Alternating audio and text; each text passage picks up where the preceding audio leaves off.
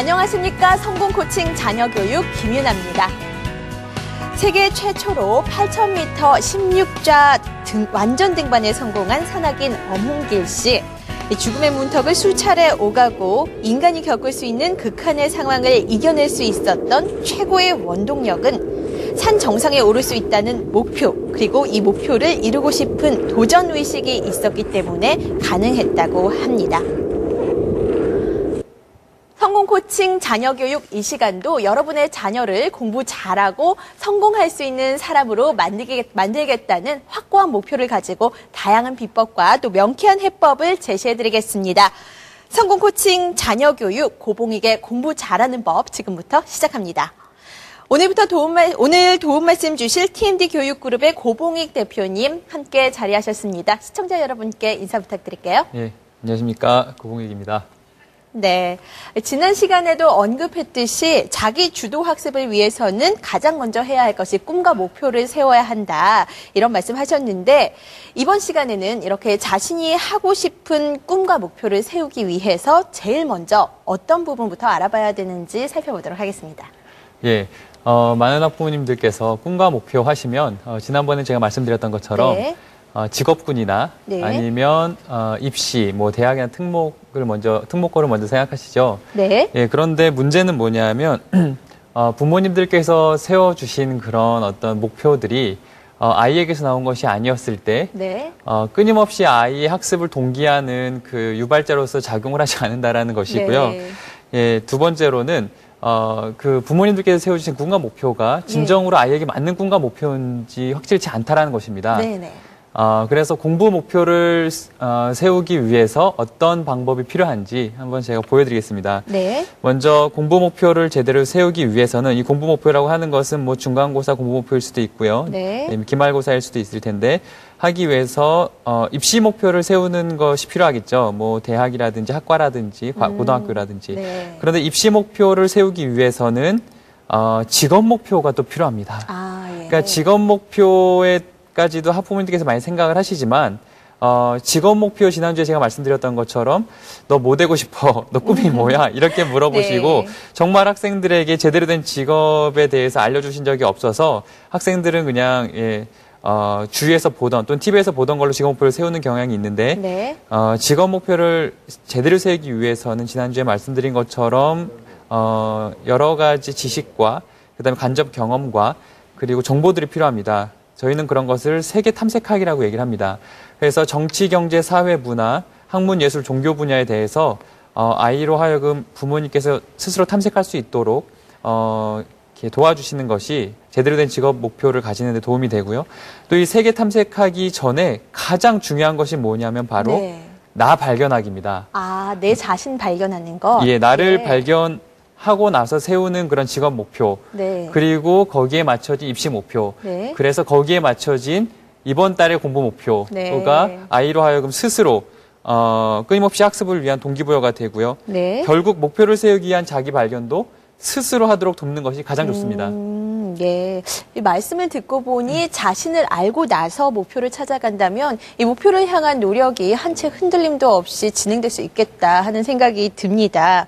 하지만 대표님, 예. 자신을 발견하는 일, 손에 딱 잡히는 그런 말이 아니거든요. 어떻게 해야 자신을 발견할 수 있을까요? 예. 나 발견하기 하면 많은 분들이 굉장히 어렵게 생각하시는데 네. 사실은 그렇게 심각한 주제가 아닙니다. 지금부터 볼 두 친구들의 대화를 한번 들어보시면 네. 나를 발견한다는 게 그렇게 어려운 일이 아님을 아실 수 있을 겁니다. 네. 그럼 화면 한번 보시죠. 네.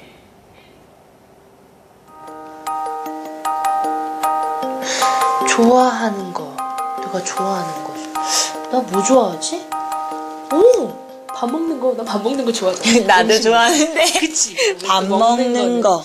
음식 먹기. 군것질. 그 다음에, 맞아. 텔레비전 오래 보고. 나 드라마 하는 거. 나 드라마 잘 보잖아. 그치? 맞다. 너 장난 아니게 집중 잘하더라. 드라마 보기. 나는 선생님 욕하기. 선생님 욕하기. 그래. 그 다음에 나는 요즘 핸드폰 새로 나온 거, 그거 구경하는 거 진짜 재밌는 것 같아. 그것도 나는, 좋아하지? 핸드폰. 나는 디카 구경하기. 자, 그 다음에 그 다음엔 잘하는 걸 적으라는데? 잘하는 거. 잘하는 거. 야, 너 저기 그거 있잖아. 그 수학 선생님, 막 이런 거 흉내 잘하잖아. 너 완전히, 흉내내기. 흉내내기. 그 다음에 잘하는 거. 나 오래 자는 거 잘한대. 이런 거 써도 되나? 될걸? 그래? 야, 근데 이거 너 왜 하는 거야? 생각해보니까 이거 왜 해? 아, 이게, 다 내 미래를 위한 거야. 진정한 나를 알아야 내 삶의 제대로 된 목표와 그 계획을 세우지 않겠냐? 아. 네. 이 나를 찾는다는 것, 저는 뭐 값비싼 상담이나 이 테스트를 통해서 가능한 건 줄 알았거든요. 그런데 화면에서 봤던 두 여학생처럼 내가 좋아하는 것, 또 내가 잘하는 것을 이 종이 하나하나 써내려가는 것만으로도 나를 발견할 수 있다는 말씀이시네요. 예, 맞습니다. 네.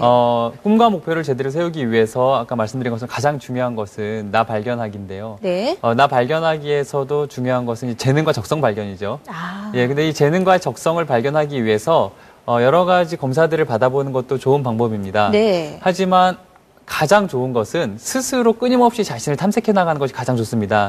내가 잘하는 것이 뭔지, 나의 적성이 뭔지를 스스로 탐색해 나가면 가장 좋죠. 네. 특히 재능이란 남들과 똑같이 했을 때 남들보다 더 많은 성과를 내는 걸 재능이라고 하거든요. 예, 그래서 어떤 일을 할 때마다 또는 어떤 활동을 할 때마다 또 어떤 프로젝트를 끝낼 때마다 내가 남들보다 잘했던 게 무엇이었는지를 계속 적어보는 것은 모든 성공한 사람들의 공통적인 습관 중에 하나였었습니다. 네. 그리고 만약 도저히 모르겠을 때, 도저히 내가 잘하는 게 도저히 모르겠을 때는 네. 또 좋은 방법이 하나 있는데요. 네, 어떤 방법인가요? 예, 자신을 잘 아는 주변 사람들, 뭐 선생님이나 가족이나 친척이나 아니면 친구들에게 내가 잘하는 것을 3가지 이상 적어달라고 이렇게 종이를 돌려보는 겁니다. 네, 좀 더 객관적일 예, 수 있겠네요. 한번 일주일 정도 종이를 돌려보면 네. 그 중에서 2명 이상이 같은 것을 적어줬다면 나의 재능일 확률이 굉장히 높습니다. 네. 이렇게 사람의 눈으로 보는 것이 어떤 종이로 하는 검사보다 더 정확할 때가 더 많습니다. 네. 다면 탐색이라고도 하는데요. 네. 이런 그 다면 탐색도 굉장히 나 발견하기, 특히 재능 발견에서 도움이 많이 될 겁니다. 저도 좀 궁금하네요. 저도 오늘 제 주변에 있는 사람들에게 제가 잘하는 게 뭔지 한번 알아봐야겠어요. 이 모든 학생들이 자신이 이루고자 하는 꿈과 목표를 설정하기 전에 내가 무엇을 좋아하고 또 내가 잘할 수 있는 것이 무엇인지 한번 그렇게 정리를 해본다면 자신에게 딱 어울리는 정말 안성맞춤인 꿈과 목표를 세울 수 있을 것 같아요. 예, 맞습니다. 네. 부모님들이 자녀를 큰 인재로 키우고 싶어 하시는데요. 네. 실제로 그 인재를 영어로 뭐라고 하는지 아세요? 인재를요? 예, 인재를 글쎄요. 영어로 탤런트라고 합니다. 아, 예. 그 외국에서는 인재를 스카우트하는 것을 탤런트 스카웃이라고 하고요. 네. 그 다음에 그런 헤드헌터 회사를 탤런트 뱅크라고 부릅니다. 네. 예, 그 말은 무슨 말이냐면 인재란 많은 것을 잘하는 사람이 아니라 재능을 키워서 그 분야의 최고가 되는 사람을 말하는 거죠. 네. 실제로 인류 문명 발전에 가장 큰 기여를 했던 위대한 위인들의 공통적인 특징도 어려서부터 자신의 재능을 발견하고 개발했다라는 것입니다. 그리고 지금 현재 전 세계에 존재하는 그 명문가라고 불리는 네. 로얄 패밀리들의 그 자녀 교육의 공통적인 특징도 네. 아이가 태어나면 어려서부터 재능을 발견하는 데 집중을 하고요. 발견된 재능을 극대화시켜서 그 분야의 최고로 그걸 글로벌 마스터라고 하는데요. 그걸 글로벌 마스터로 키우는 것이 그 명문가의 공통적인 자녀 교육입니다. 왜냐하면 모든 사람은 태어나면서부터 크게 성공할 수 있는 선물을 한 가지 이상씩 하늘로부터 받고 태어나는데요. 네. 그것이 바로 재능이기 때문입니다. 네, 잘 알겠습니다. 이 시간 너무 유익한 것 같아요. 그럼 명문가의 교육법까지 다 알 수 있는 시간인데요. 그 사람의 재능이 성공을 하는 데 있어서 가장 중요한 열쇠다. 이런 말씀이신 거죠? 예, 맞습니다. 네. 한 가지 여쭤볼게요. 자기가 잘하는 것에 집중하면 최고가 될까요? 아니면 자기가 못하는 것을 자꾸 보완하는 데 집중하면 최고가 될까요? 잘하는 것에 집중을 해야 아무래도 잘하니까 더 최고가 될 수 있지 않을까요? 예, 잘하는 것에 집중해야 최고가 되는 것은 누구나 다 아는데 네. 안타까운 것은 제가 만났던 많은 학부모님들께서 아이가 못하는 것이 무엇입니까? 라고 여쭤봤을 때 네. 10가지 이상씩 말하는 학부모님들은 엄청나게 많았고요. 또 생각도 안 하고 술술술술 나옵니다.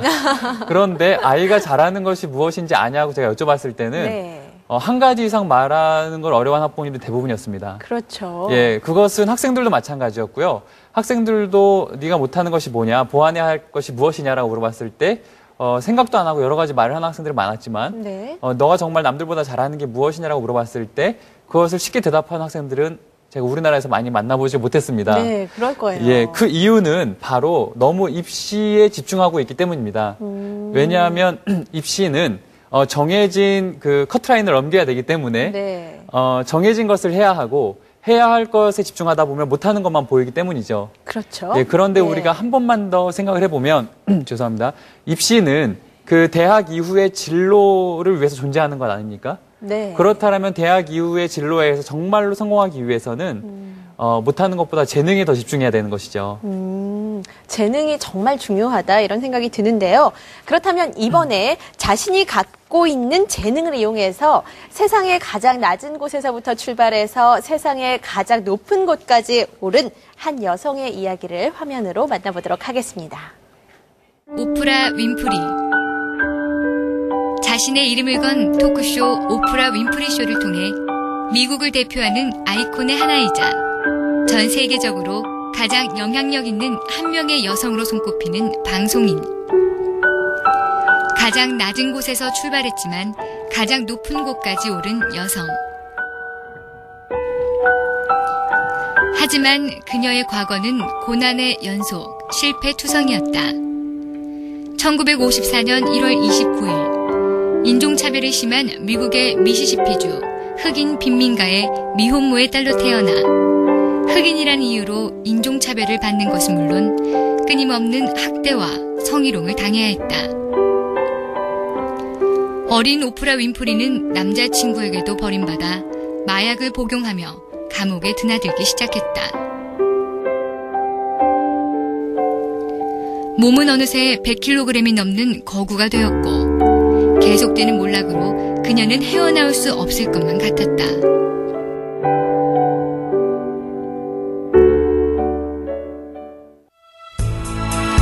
이러한 그녀가 세계에서 가장 영향력 있는 여성이 될 수 있었던 것은 그녀가 가진 재능 때문이었다. 재능, 그것은 늘 여러분 안에 있습니다. 여러분은 그 힘을 항상 여러분 안에 가지고 있죠. 저는 마흔에야 그것을 깨달았지만 여러분은 바로 지금 여러분의 미래를 바꾸어줄 재능, 그 힘을 발견하기를 바랍니다. 네, 미국 토크쇼의 여왕 오프라 윈프리는 인기와 명예를 한꺼번에 거머쥔 아주 욕심 많은 여성입니다. 이뿐만 아니라 유엔이 선정한 세계에서 가장 영향력 있는 여성으로 뽑히면서 인기와 명예는 물론이고 존경까지 한 몸에 받고 있는 다르게 말해서 이 시대 최고의 여성상이라고 그렇죠. 해도 과언이 아닌데요. 이처럼 오프라 윈프리가 어려운 환경에도 불구하고 성공을 할 수 있었던 비결이 뭔지 정말 궁금하거든요. 예, 오프라 윈프리가 성공할 수 있었던 비결은 바로 네. 오프라 윈프리가 가지고 있었던 그 경청에 대한 재능 때문이었습니다. 경청에 대한 예, 재능이요. 예. 남들이 이야기를 할 때 그 공감을 해주면서 마치 자기 이야기인 것처럼 네. 정말 느끼고 네. 어쩔 때는 남들 이야기 들으면서 울기도 하고요. 네. 남들 이야기 들으면서 자기 일처럼 기뻐서 방방 뛰기도 네, 했던 네. 어떤 그런 공감적 경청의 재능이 오프라 윈프리를 이렇게 위대하게 만든 것이죠. 네. 많은 부모님들이 재능 그러면 공부에 대한 재능이나 아니면 아주 탁월한 예체능에 대한 재능만을 생각하시는데 네. 그것만이 재능이 아닙니다. 실제로 이런 사회적에 대한 재능도 있고요. 네. 그다음에 관계에 대한 재능도 성공할 수 있는 가장 큰 재능이 됩니다. 그리고 또 실제로 재능에 집중하면 공부도 잘하게 되고요. 재능에 집중하면 성공할 수 있게 되는데 그 이유는 재능에 집중하면 자존감이 올라가기 때문입니다. 자존감이 올라간다고요? 예, 실제로 네. 공부를 잘했던 학생들은 공부 의지가 굉장히 높게 나왔는데요. 네. 그 공부 의지는 곧 자존감인데 그 공부 의지와 자존감 그리고 재능에 대한 관계를 제가 한번 좀 설명을 보면서 해드리겠습니다. 네.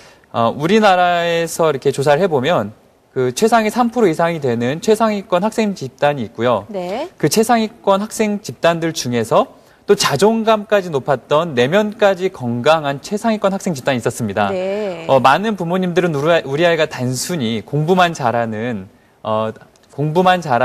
목표도 없고 꿈도 없고 남들이 뭐라고 얘기하면 쉽게 삐지고 울고 그다음에 네. 그런 감정들을 발산하지 못해서 열등감으로 가득 찬 그런 공부 잘하는 학생보다는 네. 자존감까지 높은 내면까지 건강한 이 최상위권 학생이 되기를 원하실 겁니다. 그렇죠. 예, 이 최상위권 학생 중에서 자존감 높은 학생이 되기 위해서는요. 다음과 같이 현재 시점과 과거 시점과 미래 시점의 함수 관계가 있는데요. 네. 첫 번째로 과거에 어떤 내가 성공 체험을 하지 않습니까? 네. 그러면 성취감이라는 것을 경험하게 됩니다. 그렇죠? 예, 성공 체험을 통해서 성취감을 경험을 하게 되면 네. 내가 해보지 않은 미래의 어떤 일에 대해서 자신감이라는 게 생겨나게 되죠. 아, 예. 예. 그래서 자신감을 가지고 도전하면 그리고 그 일을 또 성취를 하게 되면 또 성취감을 경험하게 됩니다. 순환이 결국은 이 되는군요. 성취감과 자신감은 이렇게 반복 순환하게 되는 거죠. 네. 성취감과 자신감이 반복 순환을 하면서 현재 시점에서 자존감이 올라가게 되는 겁니다. 그러면 제일 중요한 건 이 성취감이라는 건데요.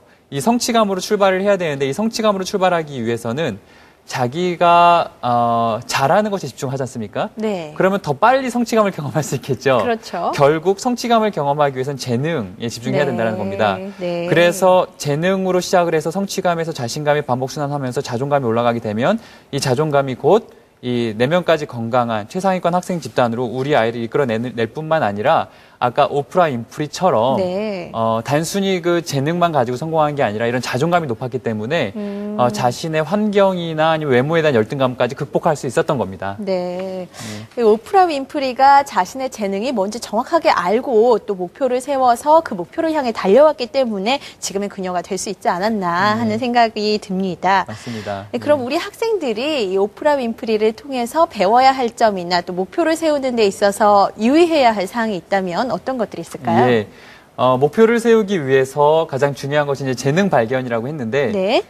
많은 학생들이 이제 재능을 스스로 탐색해 봐라라고 하면 좋아하는 것, 즉 흥미와 네. 잘하는 것, 즉 재능을 구분하지 못할 때가 많이 있습니다. 아. 예, 그러면 재능과 흥미를 나눠서 한번 적어보게 하고요. 네. 그 두 가지가 이렇게 공통적인 게 있으면 그것이 진짜 흥미인 경우일 수 있고요. 다행이네요. 예, 그럴 때는. 두 가지가 공통적이지 않으면 단순 흥미일 경우가 있습니다. 네. 만약에 단순 흥미라면 그것은 부모님들도 유의하셔야 하는데요. 네. 아이가 어릴 때일수록 아이가 이제 좋아하는 것을 막 조르게 돼 있죠. 뭐 네네. 태권도 학원을 보내달라든지. 그렇죠. 그럴 때 이게 이제 아이의 재능이라고 착각하시는 경우가 있어요. 그런데 그것이 재능이 아니라 단순 흥미일 경우에는 그 아이가 가졌던 흥미가 이제 짧습니다. 그리고 흥미의 기간이 짧고 네. 수시로 변하게 되는 것이죠. 네. 하지만 재능이자 흥미인 경우에는 일단 한번 흥미를 붙이면 지속이 되고요. 네. 강화가 됩니다. 네. 예, 그래서 재능과 흥미를 구분할 필요가 있죠. 재능은 조금 부족한데 흥미만 있다면 성취감도 좀 덜하겠어요. 맞습니다. 그럼 아까 그 순환 반복 과정이 이루어질 수 없다는 말씀이네요. 예. 예. 그렇다면 자기 발견을 하기 위해서 이 재능과 흥미 이 두 가지 외에 또 어떤 것을 알아야 할까요? 예. 학생들이 이제 잘하는 것, 즉 재능에 집중할 때 가장 제대로 된 목표를 세울 뿐만 아니라, 네. 그리고 성공하는 데 도움이 된다고 말씀드렸지만, 실제로 학생들이 또, 주의해야 될 것이 바로 자신이 가치 있게 여기는 것들과 자신이 소중하게 여기는 역할들에 대해서 생각해 봐야 되는 것입니다. 네. 왜냐하면, 우리나라의 많은 학생들이 자신이 가치 있게 여기는 것과 부모님이 가치 있게 여기는 것이 충돌했을 때 네. 자신이 가치 있게 여기는 것을 존중받지 못해본 경험이 많아요. 그렇죠. 네. 예, 그랬을 때 어떤 결과가 나냐면 네. 결과가 안 좋게 됐을 때 그 탓을 부모님이나 선생님께 돌려버립니다.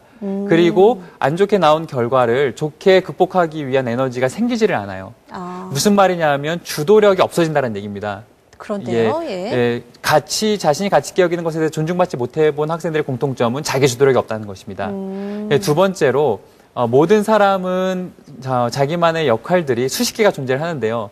저 같은 경우에는 회사의 대표의 역할도 있지만 네. 우리 부모님의 아들의 역할도 있고요. 네네. 그다음에 저희 아들의 또 아버지의 역할이 있고 그렇죠. 예. 남편으로서의 역할이 있습니다. 그리고 제가 친구가 100명이 있으면 100개의 역할이 존재합니다. 네. 그런데 모든 사람들은요. 인생을 살아가면서 자기가 가장 소중하게 여긴 역할들이 다 있어요. 네. 그리고 그 역할들이 어떻게 보면 자신의 목표보다 더 중요하게 동기로 작용할 때가 많습니다. 네. 예, 그런데 주도력이 없는 사람일수록 자기가 소중하게 여겼던 역할들에서 상처를 받으면 자신의 삶을 계속 실패나 방황 속으로 이끌어져 가게 되는 그런 경험을 하게 될 수 있습니다. 네.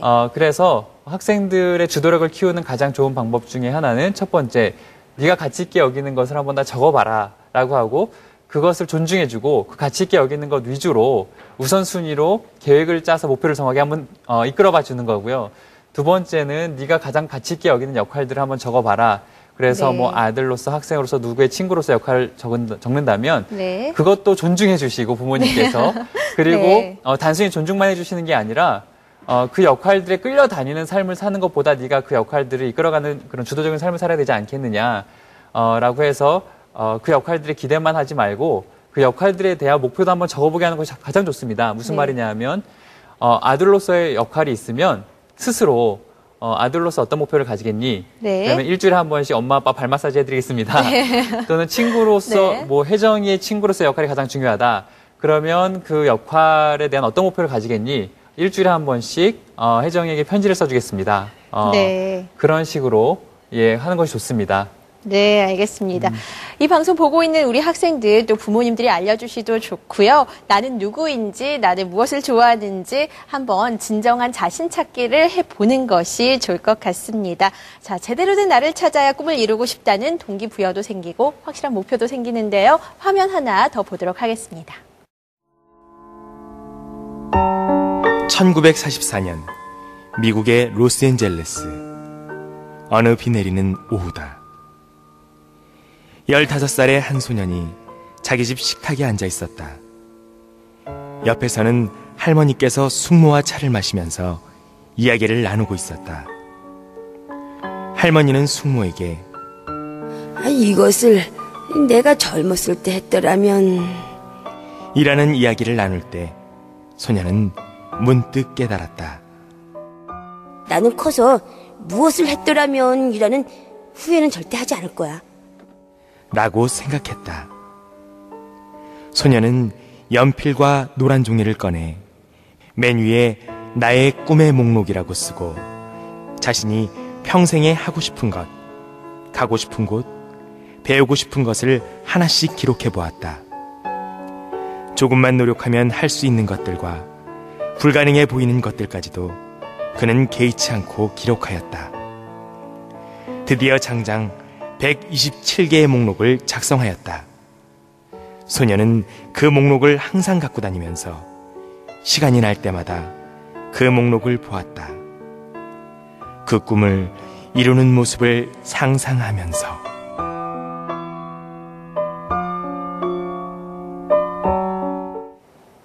네. 존 고다드가 저렇게 자신의 꿈과 목표를 많이 이뤄낼 수 있었던 비결이 뭘까요? 예, 아까 제가 말씀드렸듯이 자신이 좋아하는 것, 하고 싶은 것, 네. 그리고 가치 있게 여기는 것, 그리고 역할에 대한 목표까지도 종이 위에 다 기록을 했다라는 것에 주목할 네. 필요가 있습니다. 네. 많은 학부모 여러분들과 학생들의 관심 부탁드립니다. 고봉희 대표님 감사합니다. 네, 잠시 후 성공 코칭 법에서는 물어볼 땐 없고 궁금한 점은 많은 법률 문제, 이 복잡한 법률 문제로 속병을 앓고 계시는 분들에게 시원하게 법률 문제 코칭을 해드리는 시간입니다. 법에 관한 만능 해결사 성공 코칭 법, 잠시만 기다려주세요.